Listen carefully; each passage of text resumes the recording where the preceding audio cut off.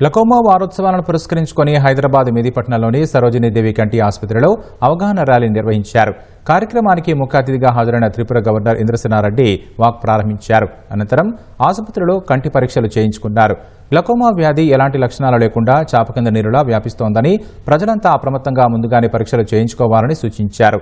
వారం రోజుల పాటు సరోజినీదేవి కంటి ఆసుపత్రిలో గ్లకోమాపై వివిధ అవగాహన కార్యక్రమాలు చేపట్టనున్నట్లు ఆసుపత్రి సూపరింటెండెంట్ తెలిపారు. కంటి చూపు అనేటువంటిది తెలిసి చెప్పి రాదు. మిగతా ప్రాబ్లమ్స్ అన్నిటి కూడా ఏదో నొప్పితోటి ఐడెంటిఫై అవుతాయి. మనం స్కూళ్ళల్లో ఉండేటువంటి పిల్లలకి రెగ్యులర్గా చెకప్ చేయిస్తే తప్ప మనకు అర్థం కాదు, వాళ్ళకు అర్థం కాదు.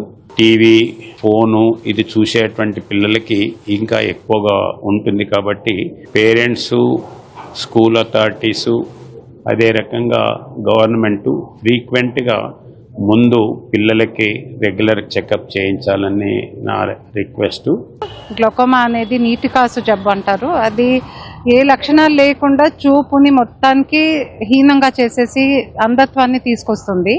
సో ఆ డిజీజ్ ఎలా ఉంటుందంటే స్క్రీనింగ్ చేయించుకునే అవసరం ఉంటుంది. ఆ అవేర్నెస్, ఆ డిజీజ్ రావచ్చు అని ప్రజలకు తెలపడానికి మేము ఈ వారం అంతా వివిధ రకాలుగా యాక్టివిటీస్ నడుపుతూ ఉంటాము.